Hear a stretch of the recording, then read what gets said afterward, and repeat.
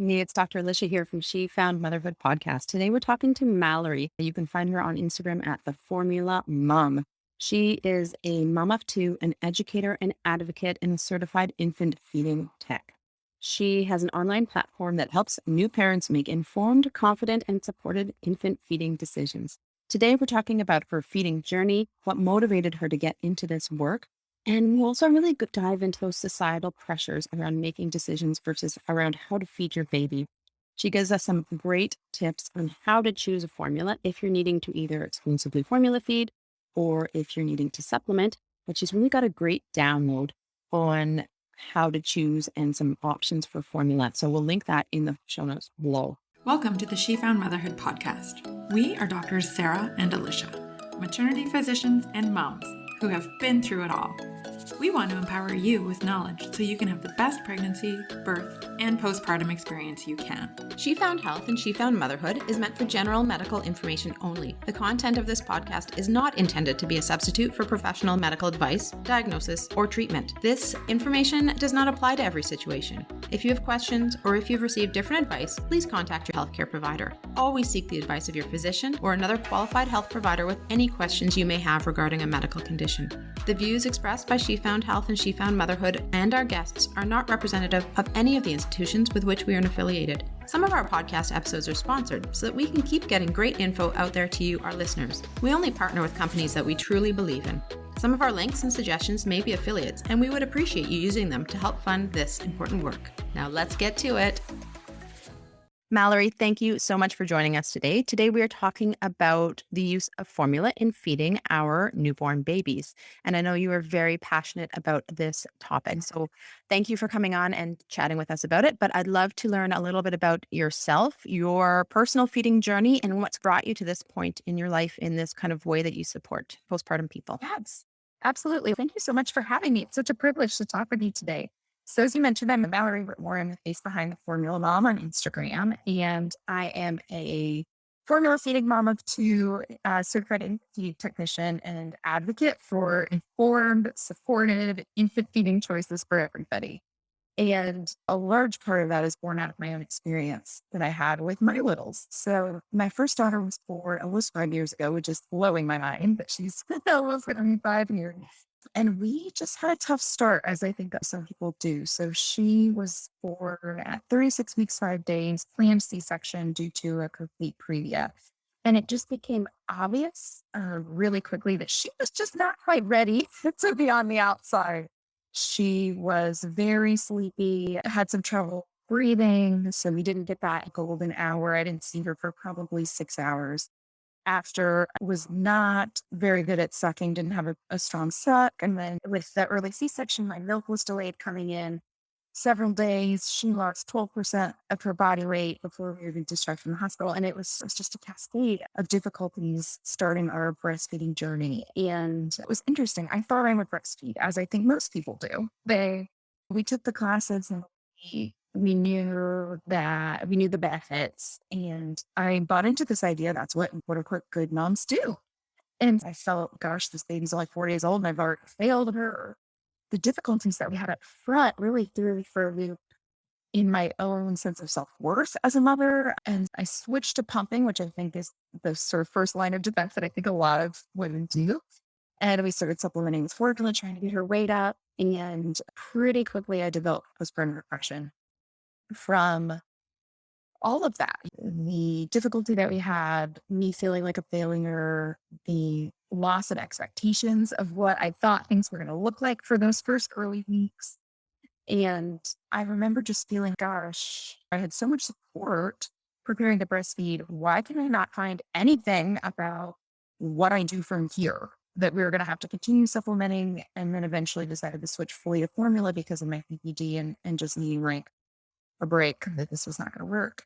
And I could not find any great information that felt like it was research-based, that felt like it was supportive, that felt like I can formula feed and still be a great mother. So I was like, certainly this exists somewhere, and I couldn't find it. And so I started my journey to become it, and went back to school, and I worked for a formula company for a while and learned a lot. And now I run my online educational platform for new parents that are interested or to formula feed. Awesome. Thank you for telling the story. It's that type of story is not uncommon and it is racked with so much. There's so much to unpack from those Yeah. from stories, even a quote unquote normal birth. If it doesn't Mhm. go as we expect, Yeah. if it something happens that we're not prepared for, it can be really traumatic. And then those babies that are Basically full terms, probably fine. And now I look back and I'm like, gosh, if we would have let her stay as long as she wanted, she could have been in there for 4 or 5 more weeks. That's a long time. So that's something that I talk about with parents too, that if your baby's preterm, they're preterm. Even if they're barely preterm, they might need a little extra support. yeah, yeah. And unfortunately, it's what we call late preterm. So, like the 35, 36, even early 37s, often we're not prepared for the fact that they need more support. We think Right. 37 weeks is term. So, if they're 36, Mhm. they're basically term. It should all be Yeah. fine. They actually often they're just Yes. quite mature. And Yeah. that I happens. wish, Yeah. yeah, I was going to say, I wish someone had told me that because I was totally up out of it. I was like, It's balancing. The problem with obstetrics is you're balancing mom and babe and the risk to both. sure. And we don't have this magic ball, right? So the guidelines Mhm. often are for those like complete placenta previa is we deliver Mhm. 37, 38 weeks to prevent the Mhm. chance of going into Oh, sure. and Yeah. bleeding and bad Mhm. things happen. So I was a low line placenta with both of my children. My first moved away. I had a vaginal delivery, and my second was still low line, but a centimeter. Mhm. And so I was literally planning on going and talking to the OB the next day about whether I should have a cesarean section or try for a vaginal Mhm. delivery. And I broke my water that night at 2 a.m. and I drove myself, shouldn't do Yeah. that, into the hospital. Yeah. We didn't like my husband was with my son and we couldn't get a hold of our backup. Yeah. And anyways, I ended up trying to have a vaginal delivery, ended up with a sat cesarean section. So I started hemorrhaging and my daughter was in the NICU for 3 weeks. She was 37 weeks. Yes. Right? It Mhm. was crazy. Yeah. Anyway, so it's just Mhm. one of those things. It just, these Yeah. things happen. And if we're not prepared, it can add a lot of stress. And our bodies and their bodies aren't necessarily prepared for that kind of quote unquote Mhm. normal breastfeeding journey, which is Right. easy for the first time. And anybody Sure. Yeah. that's a lie. And I think that's something we're going to talk about a little bit later is those societal expectations and what we see is not really Mhm. reality oftentimes. So Yeah. how that puts so much pressure on us. So yeah, you've chatted about your journey and let's talk a little bit about your motivation. You've talked about not being able to find any of that kind of high quality evidence-based information around formula feeding and around how to support your baby and yourself to grow and nurture each other. So what did that journey look like? You went back to school. Yeah. Yeah. So it started off, I became the unofficial formula mom in my group of friends, where I would get these texts from people that are like, hey, I don't know if you know her, but my friend Allie is really having a hard time. She wants to switch to formula, but she doesn't know where to start. I know that you've used formula. Can you help?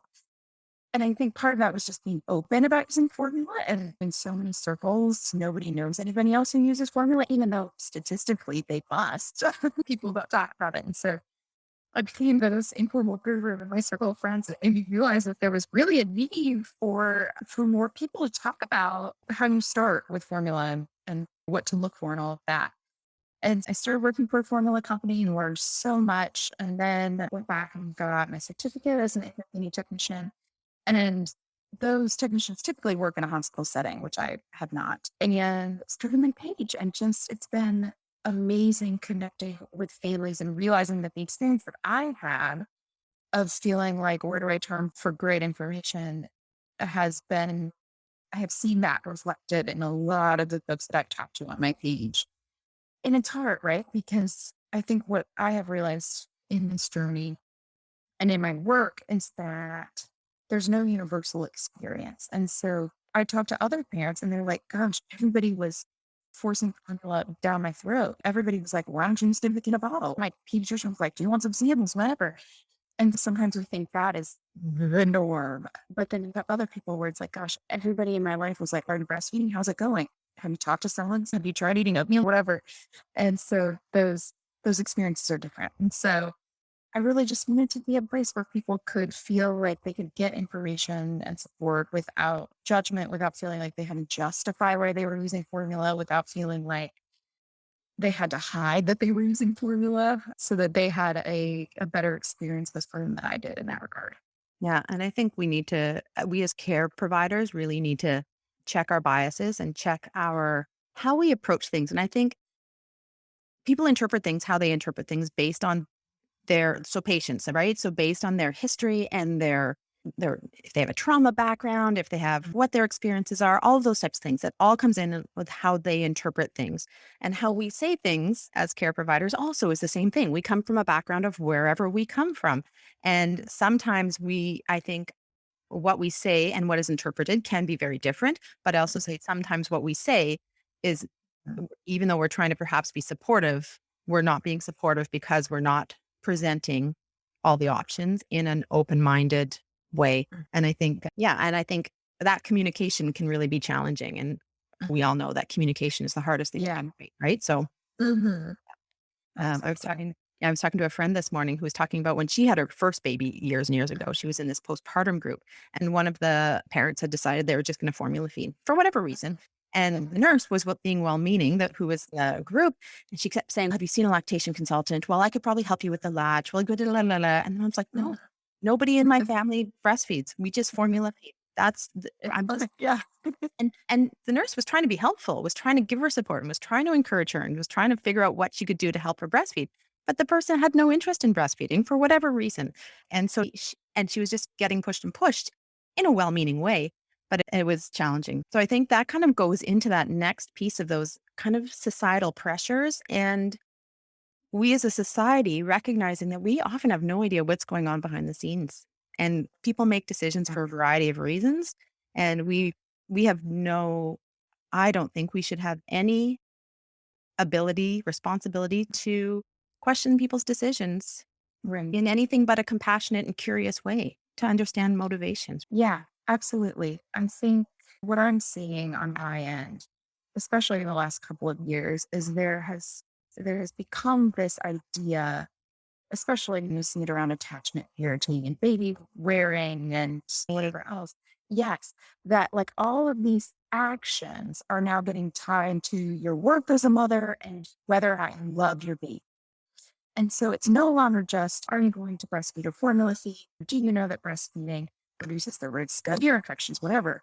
Very objective information. Now it's gotten so tied up where it feels like you don't breastfeed your baby, you must not love your baby. You must not be willing to sacrifice for your baby. You must not be willing to put yourself last for your baby.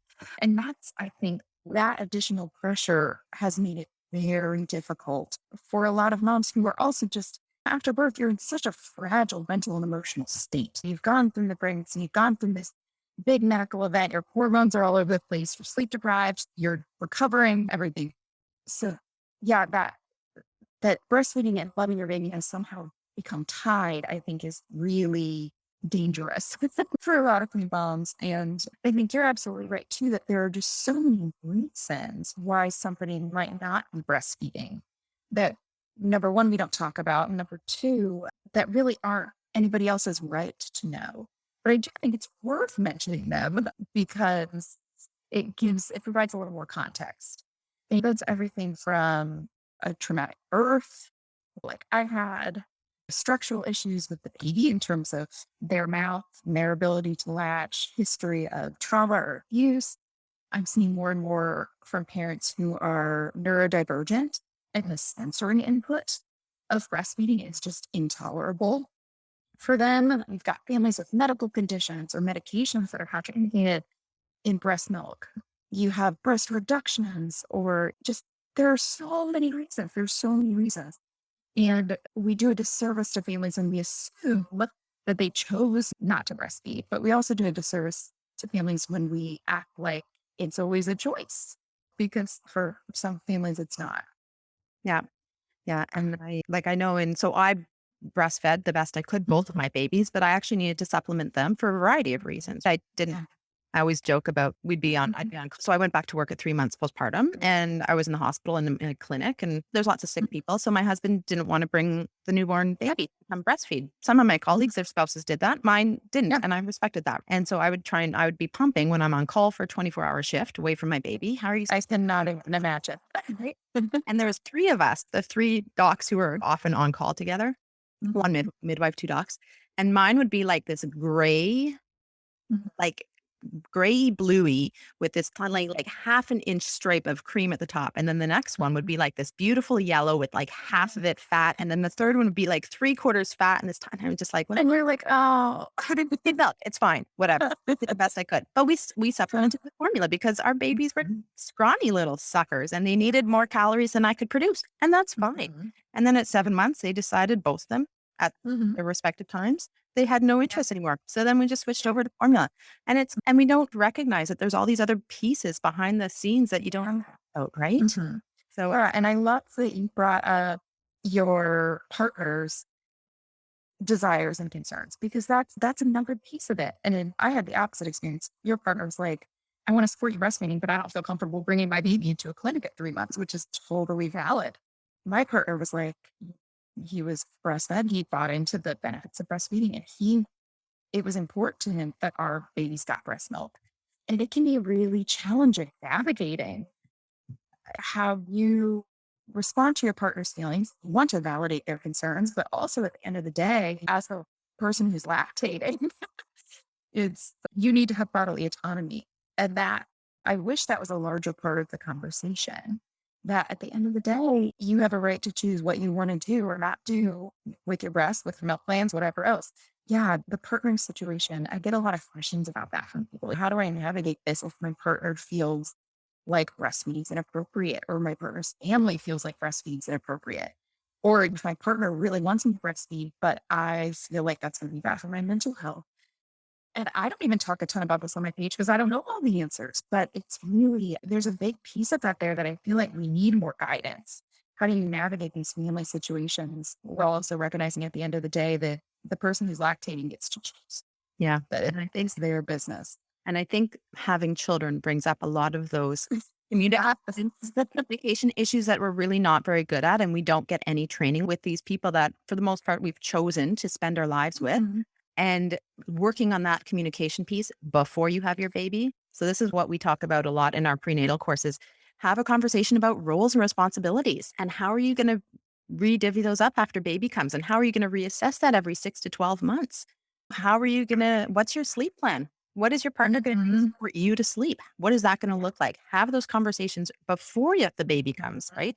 Same thing about infant feeding plan. Okay, what's our hope, dream, expectation? What's our backup plan? How do we feel about that? How do we want to navigate that? These are all things that we should be talking about before we have a baby, but nobody does. Nobody does. And then get into this like sleep deprived, new baby, no idea what you're doing state, and you're trying to have these respectful two-way about things that are very well entrenched in our psyches. Like it's a recipe for a lot of challenges. It is, absolutely. And I talk to parents about this all the time, especially what you mentioned about having a plan B, a second option if the infant feeding plan that you hope works doesn't work. And sometimes I relate it to abstinence only sex education, where there's this idea that, if I have formula in the house, it's going to sabotage my breastfeeding journey. If I learn about formula, if I talk about formula, it's going to mean that I don't breastfeed. When in reality, it's just smart. It's smart to know what all your options are and how to be prepared for all of them. And if you don't use the formula in your pantry, great. You have lost $18. That is, donate it to the food bank so somebody in a port formula can get it. Yes, absolutely. Like, it's being prepared and writing your plans in pencil, both for your birth and your feeding journey, and frankly, everything in parenting. You learn that very quickly after you have your baby, that everything needs to be in pencil because it all doesn't go according to plan. I think it's just smart. And yeah, having more of those conversations before you have your baby is crucial. I don't know how to get to those people because certainly I thought I knew everything about parenting before I was a parent as well.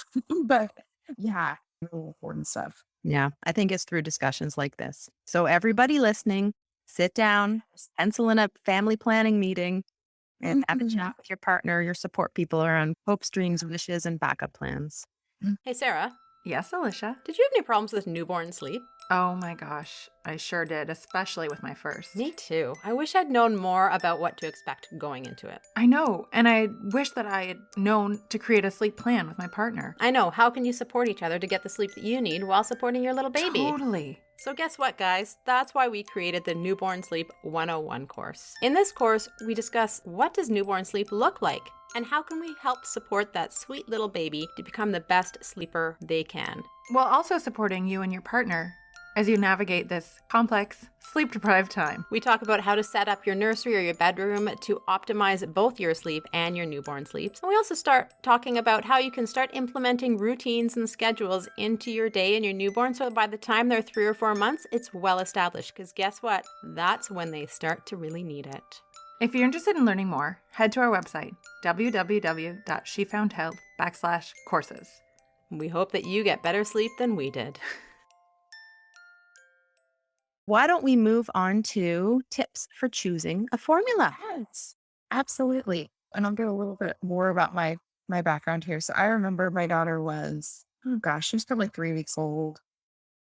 And it was 9 p.m. I was standing in the formula aisle and I was just sobbing because I was so overwhelmed because there were 50 million choices. All of them were like, supports brain development, best for gentle bellies, improves immunity. And it's how do you cut through the noise of the marketing and how do you know where to start? And formula feeding is expensive. And so you don't want to make a poor choice and end up with a whole bunch of formula that your baby doesn't take to. So a lot of what I do is talking to parents about how to understand what's in formula, how to understand how the ingredients might support your baby or affect your baby positively or negatively. And then, what to look for in terms of whether a formula is working or not.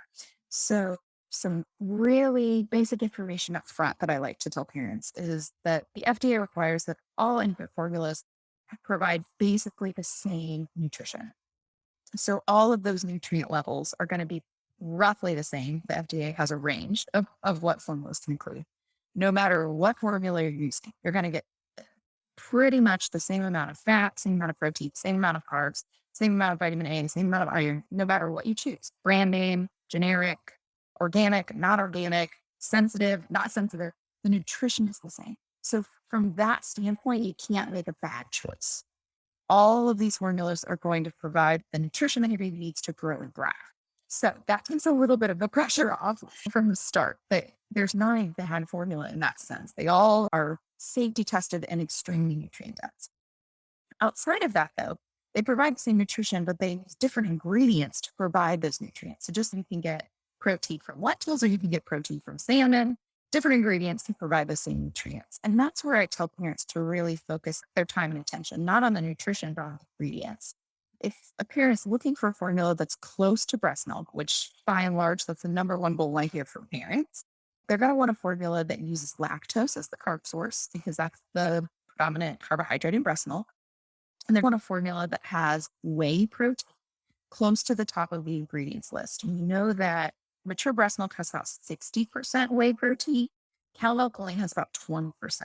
So if you are looking for a formula that's close to breast milk, you want a formula that has extra whey added. So that protein ratio more closely mimics what we find in breast milk. Those are the two big things. After that, you can look for things like DHA, which is an essential fatty acid found in breast milk, great for brain development and brain health. You can look for prebiotics and probiotics, which can help with digestion. And there are a couple of those other nice to have extras, but those are the big things: lactose, extra whey protein. If your baby is brand new, something that's 100% whey protein can be helpful because colostrum has more whey protein than mature breast milk. And then from there, you can start looking at hydrolyzed formulas if needed, which are formulas where the protein is broken down so it's easier to digest. And that's typically recommended if you have a baby that's struggling with digestive symptoms. So that's my brief overview, but I am the first to say I know it's complicated. And I also know that parents feel like oftentimes that they don't know if their pediatrician is like super knowledgeable about formula or if their nurse in the hospital has a financial interest with a certain company. It can be hard to know where else to get information. There's not a lactation consultant equivalent necessarily for the formula space. Those are the big things that I tell parents to look for. Awesome. Hey, I'm going to ask you a question. I have been trying to find evidence around this because I make this recommendation because it makes sense to me, but I may be wrong. So you might actually know the answer. So if you do, that would be great. If not, no big deal. So for newborn babies, I recommend using Premade formula. and up Yeah. until about a month of age. That's my recommendation. And at about a month, 6 weeks, you can switch over to powder based. Mhm. Again, I've tried to look at evidence behind this. I haven't been Mhm. able to find this, but what is your perspective Mhm. on that? Yeah, that's a great question. And that's one of the most common questions I get from my followers too. So pre-made formula is almost always going to be required in the hospital. And big difference between powder and the ready to feed pre-made is that the liquid formula is sterile. And so it's often recommended for brand new babies because their immune systems are also brand new and the possibility of a pathogen getting in there is going to be much riskier for a brand new baby. So I always tell folks to defer to their pediatrician. Babies that are full term and not otherwise immunocompromised, their pediatrician may say powder is fine. Some doctors will say use the pre-made for a month, 6 weeks, maybe up to 10 weeks. It just depends on the baby and on what the pediatrician thinks is appropriate. But absolutely, I always tell folks if they're planning to formulate you from the start, be prepared that you are going to need a ready-made liquid formula, or you're going to use the hospital's ready liquid formula because powder from day one is really difficult just because it's not sterile. Yeah. And then the other piece of when you're sleep deprived and you're trying to figure out Yes. Oh, it's water, yes. you're worried, You're trying to keep up, and and yes. just a lot. Oh, absolutely. Yeah, the convenience is definitely something to consider, especially those early weeks when you're feeding like 16 times a day. Yeah. That's Mhm. so why don't we move on to tips you have for bottle feeding? Mhm. Regardless, your bottle feeding formula or bottle feeding breast milk. This is a great Yes. tips regardless, Mhm. right? Yeah, absolutely. And I felt like I had absolutely no education in this area. What I see a lot of times, people were just like, oh my gosh, and switched to bottle feeding, and my baby is having so much more reflux and they're so gassy and they're just so miserable. And I think it's the formula. And I'm like, I'm not sure it's the formula. It might be your bottle feeding technique. And a lot of parents don't realize that how you bottle feed can make a huge difference in symptoms that you might be seeing. And so we talk a lot on my page about paste feeding. And basically, paste feeding is a series of strategies, a list of strategies that you can use on bottle feeding so that your bottle feeding experience more closely mimics the breastfeeding experience. And that's things like the baby largely being in control of how much they're taking in, which prevents them from gulping a whole bunch of air, which then causes gas and can cause reflux. And so some of those sort of tenets of feast feeding are you want your baby to be relatively upright. I know a lot of families are used to having their baby laying almost horizontal in the crook of their elbow. Instead, we want baby to be relatively upright, and you can lay them across your chest, closer to your armpit, if they don't have good head control from the very beginning, which is typical. So we're upright instead of laying flat, and then you want the bottle to be parallel to the ground or horizontal, not angled. You want to make sure that there's no milk that is dripping. All the milk that's coming out of that nipple, you want the baby to pull out that nipple so that they're in control of their intake. We want to pay attention to babies' cues. So we want to allow them to latch and unlatch. If you take a break to burp, you want to allow your baby to relatch versus just popping the bottle in their mouth. You want to pay attention to their fullness cues. We don't want to force a baby to finish a bottle if they're acting like they're done. And we also want to switch sides, just like you were while breastfeeding. So make sure you're not always pulling your baby in one arm, just because that can create tightness in the neck if they're always turned to the left or always turned to the right. And so those are really easy swaps that parents can use that can make a huge difference in avoiding some of those gastrointestinal symptoms that we sometimes see in bottle fed or formula fed babies. And they're easy. And generally, you're going to end up with a happier baby. And it's also just a great way to start working towards intuitive eating in your baby from the very beginning. That we can trust them to know what they need, how much they want to eat, and that they can be in charge of that. Yeah, it's interesting. In preparing for this podcast, I was looking up obesity and milk production, and there's some good evidence coming around with adolescent obesity in our female population. It's leading to women who have less glandular tissue in their breasts, and so they're not able to produce as much milk. And then, but then I was, Super interesting. yeah, it really is, and we have no control over that. We have no control over what our parents provide us in Right. adolescence, which then affects our ability to potentially produce milk in the future. Mhm. Like, it's pretty interesting. And yet then we have that guilt of not being able to feed our baby because we obviously, if we were loving our baby, our body would naturally produce enough to feed it. Yeah. That's The narrative, yeah. right? Which we've already discussed. Okay, but then I was looking up obesity and breastfeeding versus formula fed babies. And it was interesting. I was reading this article about breastfeeding does provide good macronutrients and gut microbiomes and all that type of stuff, which potentially leads to decreased obesity. But probably it's actually more important that breastfeeding, our babies are in control of what they're taking. You really can't overfeed a breastfed baby the way that you could overfeed a bottle fed baby. Absolutely. So they'll stop that nutritive sucking and then just do comfort sucking, which doesn't actually translate that much milk. Right. Whereas when they're bottle feeding, we as producers of milk or givers of formula are like, this is like liquid gold here. Finish this bottle. I don't want to pour it down the drain. Absolutely. Yes. And and you can get really in your head bottle feeding about how many ounces your baby normally takes. And if they take less one day, or what does that mean? And are they going to sleep that night? And I need to get all of those ounces now. Yeah, it can really create sort of a mind trap of feeling like you need to get your baby to finish that bottle. And that's one of the sort of benefits and detriments of breastfeeding is you just don't know. You just intuitively, instinctively have to trust your baby. And you obviously know if they're gaining well when you go for your well visits, but trying to translate that to bottle feeding, I think is really important. If we can trust our babies to know when they've had enough, and truly starting that intuitive eating, I think from the beginning is also always going to be helpful in creating patterns that may reduce obesity later in life. Yeah. I would think. It does, yeah. And that responsive, so intuitive eating is from the eater's perspective, and then responsive feeding is from the feeder's perspective, so the parent's perspective of learning your baby and your child's cue hunger when they're full and allowing them to listen to their body. So they don't have those kind of you have to finish your plate before you leave the table. Are you full? Okay, then you can be done. Okay, that's fine. Yeah. I've heard it called the division of responsibility, that the parent decides what is offered and when, and the child decides if and how much, and trying to create that division. And it is counterintuitive. And I almost say that even now with my almost 5-year-old and my 2-year-old, having grown up in we need to eat that mushroom if you want dessert sort of culture, it is hard for me to swap that perspective, but it's important. And even if you can't even get behind it from a philosophical perspective, your baby is going to spit up less if you're not overfeeding them.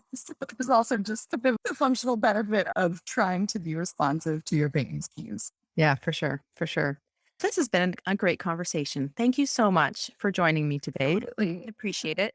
Yeah, we're really trying to get a broad perspective and support people to make the decisions that is right for their family.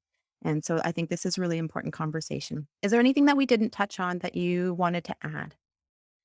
Oh man, you know that I can talk about this stuff forever. I think I'll say one more thing about the obesity piece, because that's a common concern that I hear from parents. Oh gosh, if I use formulas, maybe you're going to be obese.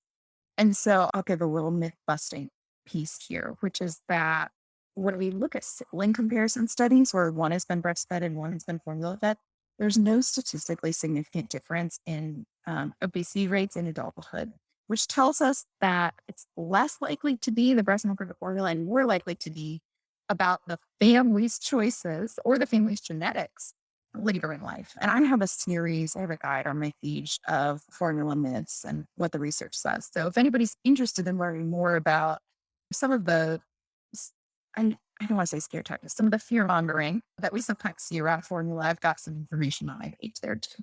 Awesome. Yeah, no, you're 100% right. There's a lot more that come into play to these things, right? If you have enough money to take a year off and exclusively breastfeed your baby versus having to go back at 6 weeks and not being able to afford the same nutrition levels or the house with a big yard to play in or the neighborhood that's safe that your children can just go outside and ride your bike, of course there's going to be differences there, right?